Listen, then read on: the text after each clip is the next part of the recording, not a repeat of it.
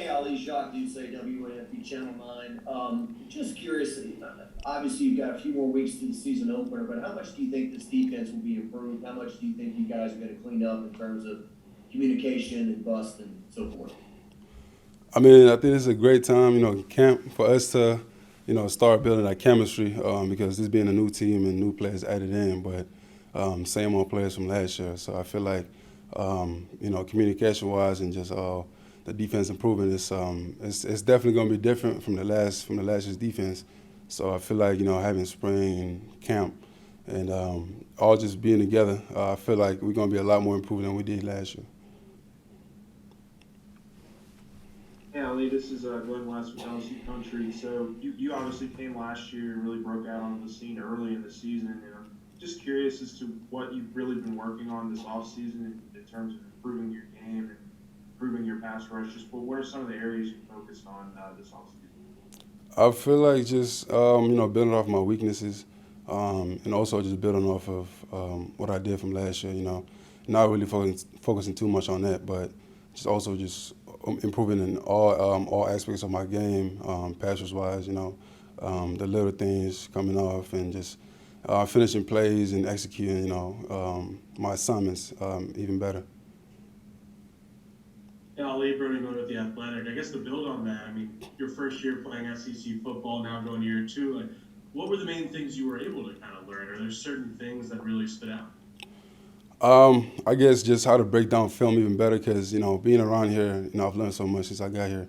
So I say, learning how to watch film the right way and not just focusing on what I'm doing, but also what everybody else on the D line or in the backfield is doing, just to make sure I do my job and make sure, the whole defense works how it's supposed to instead of, busting up my assignment and then, messing up the linebackers or somebody that's supposed to be in a gap. So also just focusing on, my job also as well as my defensive line guys, and also just knowing everything that's happening, because if I don't make a play, somebody else is gonna make the play. So just knowing how to be in the right place, and yeah, that's really it. And also just a lot of other things as well as just perfecting my craft. That's one of the things that I've been. I mean, there's no finish line to that. So also always just improving and getting better in all aspects of my game. Thank you. Follow up to that, Ali, Will Townsend, the advocate. Was there sort of someone who really showed you how to watch film that way, or was it more of a just over time, the more you watched, the more you understood what you were seeing and what you needed to look for? I mean, I don't think I would have really, taught myself how to watch film. I mean, if I'm watching film, I guess, I just focus on who I'm going against and seeing what moves I can use to beat him. But also, being around here and the coaches, especially Coach Carter and Coach O, I mean, they really spent some time, teaching us how to watch film, what we're getting from a scheme, or offense, and just knowing, how to beat the man and beat the line or just be whoever's in front of you to go make a play, basically. But Coach Carter really spends a lot of time on that and breaks it down even more to where it's simpler to us for us to understand. So.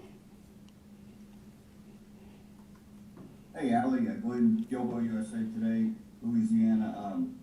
You've been to Washington, Kansas, Arizona. What do you think of living in Louisiana, and what do you think of the state, and have you gotten out of Baton Rouge much? What I think about Baton Rouge, I mean, it's been a hell of an experience. Being from Arizona, Kansas, going to all those schools is nothing compared to being here. I've learned so much. I've learned a lot of. I've met a lot of different people. I've met a lot of friends and family. I've been treated like family ever since I've been here, and thinking about leaving would be sad because I've built a lot of bonds here. But I love being here. I love being in Louisiana, in Baton Rouge specifically, and I love Tiger Nation, and I love all the fans and all the love they show us. So it's definitely been a family atmosphere, and it would be sad to leave this place. What's the best place you've lived in? Your favorite place that you've lived? I mean, I'm from Seattle, so it's not really much. There's a lot to do in Seattle, but it's nothing compared to being out here with the food, the crawfish, all the seafood you got out here. There's definitely none of that back in Seattle. But So far, I say this has been one of the biggest experiences that I've lived in.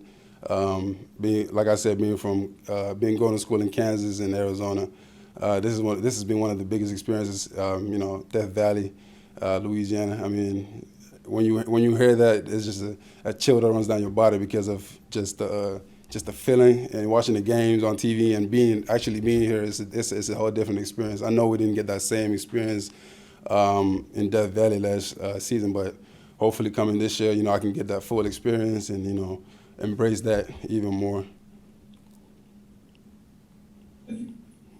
Well, Ali, how would you describe what is it like to play in the SEC and the talent that you face, and what did you learn from playing in the league in terms of what do I have to do as a player to improve? I say the mentality going into a game.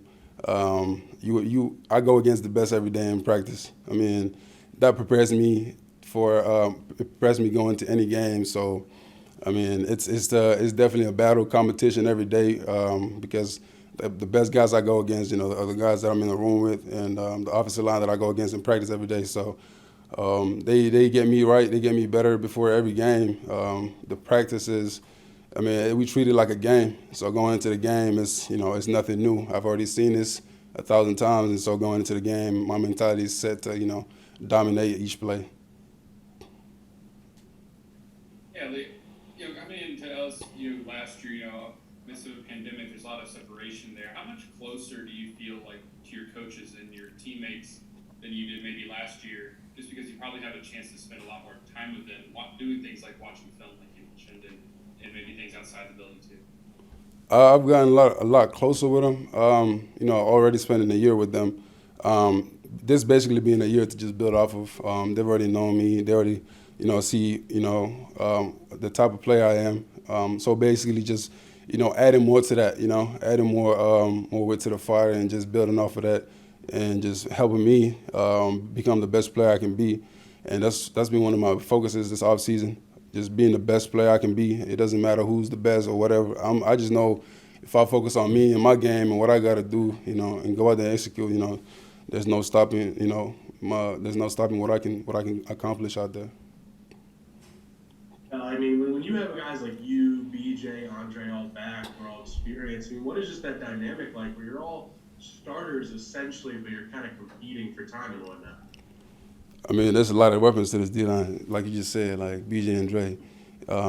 If you stop one man, another man's coming to eat. If you stop BJ, Dre's coming. If you stop Dre, I'm coming. Like there's no stopping us. One of us is making a play. You can try it, but you can only try to stop us. But one of us is coming to make a play, and there's no stopping us. And I know we got a lot of young guys, and we just try to implement that. Our game to them. Hopefully they can learn from our mentality and how we approach the practices and games.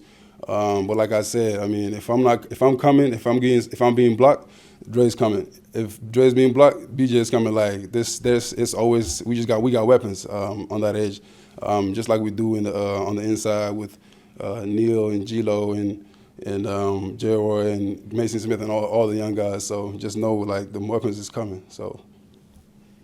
Thank you. Thank you. Thanks, Ali. Appreciate it.